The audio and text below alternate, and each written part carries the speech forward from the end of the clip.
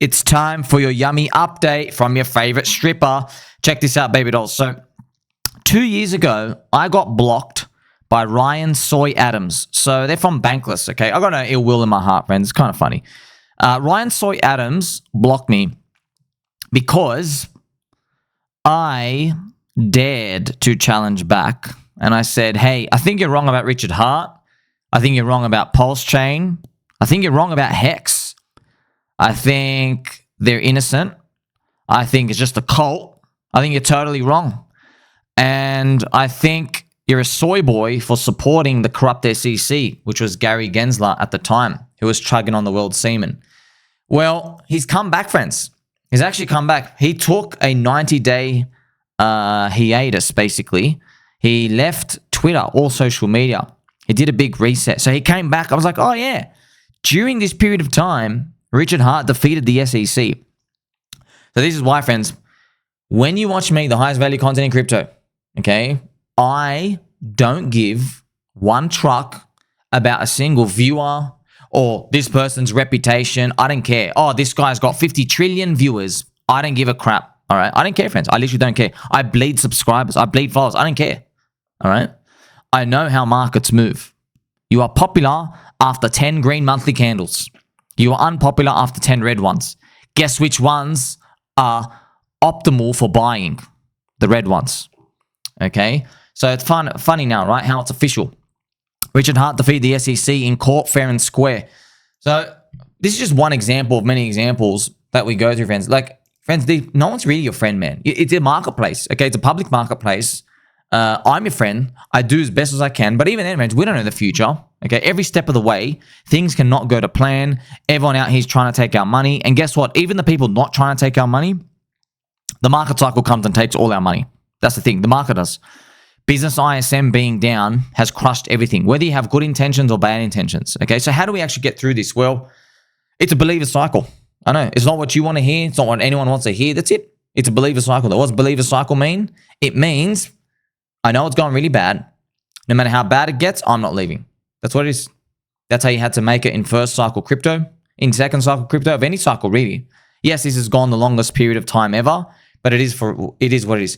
Now, in PulseChain community, friends, this is live footage of the PulseChain community protesting against GoPulse's token sacrifice.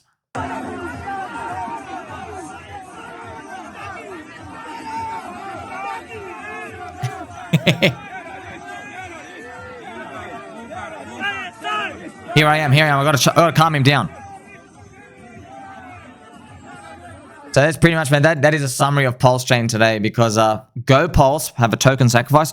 I don't know. I didn't read anything about it. I think they've made $4 million in fees. Here's the thing. I think, don't quote me on this. I think they charge, I think it's an enormous fee for a swap. If you use their swap, I think you lose like 3% or 2% each way. It's huge. I don't know what the token is. Maybe you get more of their fees and build outs and stuff out here. Could be that. But yeah, generally just in look, friends, here's the thing. Okay. Why do token sacrifices go bad? One, we had a bad business cycle. All right. That's number one. Also, number two, LaunchPads are in their third cycle. Okay. ICO LaunchPads, ICOs, so LaunchPad is in like you're getting on a LaunchPad, you're trying to get an ICO price, okay? So they were popular in 2017. That was their first cycle. How popular were they? Well, friends, if you want to see how popular they were, if you go and check Others BTC, actually not even Others BTC, you can go look at Others USD and you'll find this literally freaking most enormous moonshot you'll ever see in your life. This is literally, you would not believe it if I didn't show it to you. ICOs in 2017 cycle, you got 300x. Oh my gosh. What? Yes, 300x. Let's play some pump music. 300x? Yeah. Yeah, because no one knew what crypto was. You had to get it in 2016. Now, even if you're conservative, like everything did 50 to 100x. Literally everything. Right? But Bitcoin broke its all-time high by 15x. Right, so Bitcoin itself did 100x from its bottom to the top in 2017 cycle. So it went from $180 to about 20K. That's 100x. So Bitcoin went up heaps, and Ethereum did like the 4,500x, right? So ICOs got you 300x. Then we came to cycle 2, which is last cycle. That's actually where most of you probably heard about the ICOs. Like, oh, I've got to get into ICOs. No one even knew what they were, right? Getting in early. Then we had this garbage, all right? Now, this garbage, by today's comparison, looks like a miracle, okay? Because the average ICO still got you, I think, around an 8 to a 10x. So that's of your whole thing. So that's the average. Some did obviously some did the 100. Some did the 100, some did the 1,000, whatever, some. But if you want to participate in a lot of ICOs, let's say you put in, let's say you had, all these projects, you put in 10 grand, you got about a 10x from it. So, yes, 10 turns into 100 by everything. Maybe one does 300x, one does a 5x, one does a 30x, average was 10. That's cycle 2.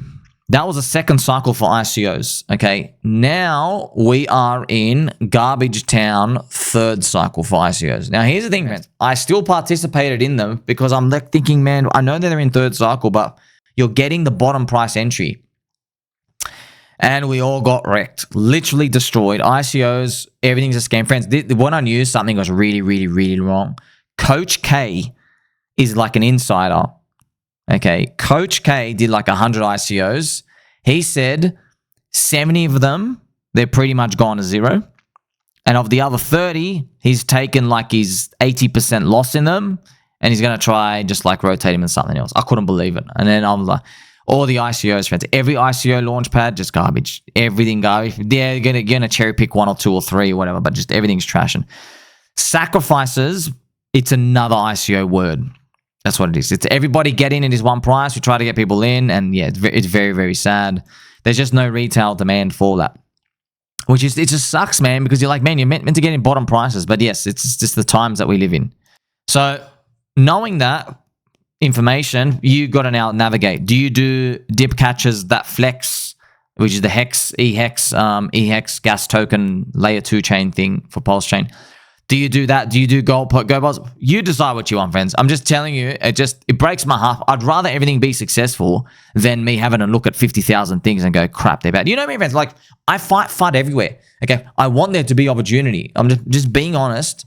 Everything's dog shit, man. We got gypped by the cycle, and a third cycle for ICOs. It is what it is. There's no retailer demand in that. So where is there retailer demand? No, you're going to like it. I don't give a shit if you don't like it. Okay. A lot of retailers love this pDAI thing. Okay. They love that, number one. Okay. They do love that. Yeah. That's one thing as well. Retailers as well. Meme coin super cycle. That's probably one thing that might come around again. So it's a tough thing to battle as well. Yeah, we don't know what to do when it comes to these. There's all these infrastructure and DeFi. It's tough, man. It's tough. And hopefully Ethereum goes up and pretty much solves everything for us. We'll see. I want to confirm something here for you, friends. So there's a thing that was deployed on PulseChain, the pDEX, which is P token stables. And there's some back and forth going on. I don't have all the information, but apparently, so this pDEX website, apparently it's got exact copy and paste information from 9inch, which is 9inch, remember, another DEX on PulseChain. Now, initially, we thought, okay, maybe the P token stable, this website, which is it's got a curve, a stablecoin swap thing for all the P tokens. So we thought, whoa. First we thought, oh, maybe it's PulseChain Pioneers trying to move into version 2 of the story. But then Mr. Hexy Bastard comes out, right? Founder of 9inch. Anybody can place that DNS URL if they please. People are probably trying to use us as clout. I haven't looked, but if they're doing stuff like this, it could be a scam. 9inch always has and continues to support pDAI. No need to create a whole platform. So when we saw the DNS, we thought, oh, maybe it's just 9inch building their own addition to pDAI, which is okay. We thought maybe it was. Maybe. And they're just okay, building it out, which is we're kind of oh, because it's not an official Richard Hart type of whisper type of thing, we thought, okay, it is what it is. But then he's saying, look, it's not even us. So then we're like, oh, crap. Is it a scam? Is it someone else? We don't know. I just want to urge a caution. Don't connect to anything. Don't buy anything, friends. Don't touch anything. Do not do anything. Okay, trust me, there's no amazing free money waiting out here. If there is, there'll be booms and busts of freaking 90% drops anyway. Okay, so all we're doing is we're just trying to see, is there another future prospect to the story that we can see coming around the corner that gives us a bit of more confidence of the story progressing as well. Shout out to my friend Mr. Taylor Kennedy as well. Somi, it's time. A strong pivot is your power move.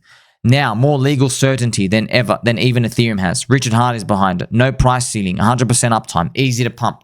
With what if all new buyers chose Hex instead of splitting their energy?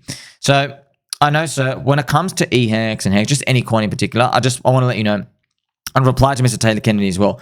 We can't force the market into one coin. It's a slippery thing. So trust me, we've all tried it. You can't force the market to one thing. So friends, even Mr. DipCatcher is going to find these speculative boom and bust cycle things. You can't, creating this artificial scarcity, it's not enough, man. It really is enough. You really need a baseline economic activity to keep something going. That's why, PulseChain, for example, has a buy and burn and stuff a heap. You really do need that, friends. It's very hard to do so. But here's the thing, okay? Here's the thing. So when it comes to DipCatcher or GoPulse, anything else that we want to succeed, we want everything to succeed. Just telling you, Ethereum's down. Ethereum's down. It's raining everywhere. Everything's shit. So you know what I mean? So, but eventually, it's not going to be raining anymore. Ethereum's going to go up, and everything's going to look like it's just working, which is what we want. You know that, man. We're in cycles, right? We're in market cycles together. So let's hopefully hope we get a good result eventually later on, and continue the dream there. I got all this cracker information as well, friends. I'm actually quite shocked. So my yummy update for you today, okay? So we're getting closer and closer and closer to an Altseason just because we had 5 red monthly others BTC candles, right? So the faster we get to May, the better. What if it's another red one? Oh my gosh. Okay, let's hope not. Here's the thing. Bitcoin Maxis. You know what? Let's just read this post first and then we'll go through it. Okay, look at this. Almost no one is being honest with you, so I'm going to be truthful. Yes, Bitcoin is being captured by Wall Street, and then it will be captured by the central planners and sovereign states. This was always going to happen if Bitcoin was ever going to be successful. The good news is that this is the only way Bitcoin can actually change institutions from the inside. Kind of hard to be a Trojan horse if the enemy leaves it outside of the gate. Self-interest will keep the core tenets of Bitcoin, like the 21 million hard cap, in place during this process. It is not until Bitcoin has marinated fully in the financial system, political system, and culture that it will then be able to start eroding the power structures we so desperately want to see destroyed. Bitcoin is a long game. Okay. Very ominous, dark cloud words there. I'll let you read my response as well. Bitcoin Maxis pretty much now saying they admit Bitcoin is being captured by Wall Street and why this is supposedly a good thing. So, friends, I use this example. I know there's a lot of media FUD out here, but just one everyone recognizes. It's like the slimy illegal immigrants in behaving in Europe. They come in and they bring their own cultures that don't work, and now they hang around. Everyone expects them. Don't worry, they'll come and assimilate to our society. They're good. They'll learn. They'll hang out at libraries. They don't go hang out at libraries, dude. Do you see what they do? They hang out at the train stations and they assault women. Do you get the point now? So you can't change them, friends, and they'll never change them. So here's the thing. The Bitcoin dream, friends, I have Bitcoin. Okay, so the Bitcoin dream, though, of it's going to turn them all good. No, it's not, bro.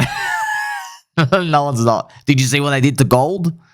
Did you see what they did to gold? Okay, so if look, friends, we really learned this, dude. You think having a hard money is going to fix these people? No.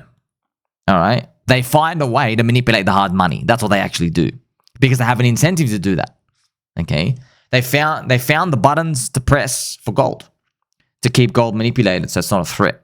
What do? They give you an ETF. They short it on the ETF. Number 2, they make tax reporting difficult and very inconvenient. You need to go through extra forms to report like your gold and all this other weird stuff, okay? You have these different forms separated. There's fees for it as well. Number 3, they go to all their qualified banks who have all your accounts and brokers, and they don't give you good credit for spot gold. In fact, they give you 0 because the spot gold, it's not under our control. We give you nothing for it. So what they do is they have all these buttons they press and these little knobs they turn. They make it more and more inconvenient for you to do this. Different accounting and reporting standards. Friends, even in some countries out here, even some countries, after you have a certain amount of dollar of gold, you have to keep it in a government building pretty much. You have to be in I'm not joking, yeah. It's kind of funny, right? How it works. There's a lot of things they do. You don't get any credit. Friends, imagine like all these retailers out here. We're going to go buy gold. Yeah, then you find out, your home loan, for example, you have a mortgage. Yeah, you don't get a lowered interest rate because it doesn't count as collateral. They want you to have the paper gold. Okay, you can only get a bit of the collateral boost, all right, and lower your loan rate if you have their paper gold ETF. And the gold ETF, friends, do you know how much gold is in the warehouse? It's only, I think, 3% of the amount of longs on it. Yeah. So imagine that means, let's say everyone thinks there's 100 tons of the gold, worth of longs. Yeah, only 3 can be delivered. And it's kind of funny as well. The warehouse that keeps the gold ETF, the big gold ETF, the warehouse is owned by HSBC. The same HSBC that does all the laundering for the terrorists, and it's like one of the dodgiest banks as well. So it's really dodgy, man. This is all truth. You can go look this all up. Okay, so you're telling me those players in that corrupt system is now going to turn good just because you have this Bitcoin over my dead body, dude? No, they're not. They're not going to do shit. What they're actually going to probably find is they have more of an incentive to bastardize Bitcoin, to make it harder to own it, to make sure you own Bitcoin ETF, BlackRock's Bitcoin, to have everyone in that system. They make their accounting standards harder and heavier. Now, right now they won't, okay? But in the future they will, friends. That's what it will come down to. And why is that really important, okay? Because this is why. So where do we even get a reading on the charts here? Well, I've got it written here, man. Scum doesn't change from within. Bitcoin dominance will crumble. Don't buy Bitcoin on the first Bitcoin dominance crash. You will regret it on the second wave down. So all of this comes to Bitcoin dominance. There will be some sort of big fat giant capitulation. We thought it was going to happen here. No, it went for another wave. This thing, it makes me even more bearish on Bitcoin dominance because this is the final weak hands. The people who like following Ben Copen and everyone else out here going Bitcoin dominance, Ethereum home, Bitcoin dominance, just every single day. What they don't know is because people, a lot of Bitcoin only people, they sniff their own farts. And they sniff other people's farts as well, and they enjoy it. So the unwind of this will be biblical. Don't touch it on the way down. Okay, just there will be some sort of like fake out leg. Oh, it's over. And then like the second wave, something will happen out here. And then you will see the true face of these institutions of Bitcoin. Then you'll see what they really think, how excited they are when it comes to holding something. Oh, wait, this thing, friends, Bitcoin dominance has gone up for 4 years. 4 grand. Remember I told you, friends? Remember I told you, okay, what's dangerous is to be long after 4 green monthly candles, okay? Because number 5 or number 6 could be like the very end, okay? Well, how about 4 green yearly candles? If you think 4 green monthly candles is dangerous, what's 4 green yearly candles going to do? I mean, check it out. Don't take my word for it. Look at this. Bro, you are turbo long up here. You're going to get destroyed, dude. It's literally game over. My gosh. And remember this, friends. Don't forget this. I'm the only person talking like this, okay? I think me and Blockchain backer, by the way. Literally, I'm not exaggerating. Every single other person, they have like this affinity to this. Everyone's trapped. And what you're going to learn is, this is why it's more dangerous. Retailers, we know they're retailers, man. You know what I mean? Like you don't really care. You're like, oh, this guy's going to FOMO dump his $600 and leave. We don't give a shit about that. It's dangerous because the institutions that are turbo long Bitcoin, people in crypto think institutions are smart. And they think, oh, they're smart and they're very intelligent and like they don't sell and they don't change their mind. Totally wrong, dude. They can change their mind faster than a retailer, right? Because there's legal things in place where they're like, crap, if I don't act and this thing's a real risk, these people are going to come for me legally because now I was told about a risk and I did nothing about it. Okay, they have that fiduciary responsibility. It can screw with your head a lot. With retail, it's kind of like, it is what it is, okay? So this is the thing that might be coming, that next story, that next narrative that we get to see. But it is wonderful, right? See, it's kind of funny, friends. In a nutshell, your friend Tommy's specialty, highest value content in crypto. Pretty much when you see that, think about this. Think about you remember when I told you, whenever like, Donald Trump and China tariffs, or Israel, Palestine, or Russia, Ukraine. Remember I told you just people literally believe any bullshit narrative and talk about it and waste their time instead of getting long. Remember I told you that? Okay. What you just read, this Bitcoin, all this other stuff out here, it's literally the same thing except for altcoins. These people will literally believe anything and talk about anything and literally do everything else except getting long on altcoins, starting with Ethereum. And they're going to regret it. So all I'm saying is be careful of that first wave on that way down. It's going to get everybody. I know it is. I know. I've talked to every single person. We all say the same thing in our DMs, all of us. We say, man, I really want to be a Bitcoin maxi. I'm done with these altcoins. Every single person said this. Every single person said this. Which tells me they're going to cheat on the first wave. And they're going to get into Bitcoin early and then they're going to regret it. And then their big heroes are going to capitulate on Bitcoin later on. People who you thought were Bitcoin only, then they start going, oh crap, now we've got to get into altcoins. We are in altcoins. Okay, but you won't believe it until you see it. Like, subscribe, Billy Button, or catch you in the next one.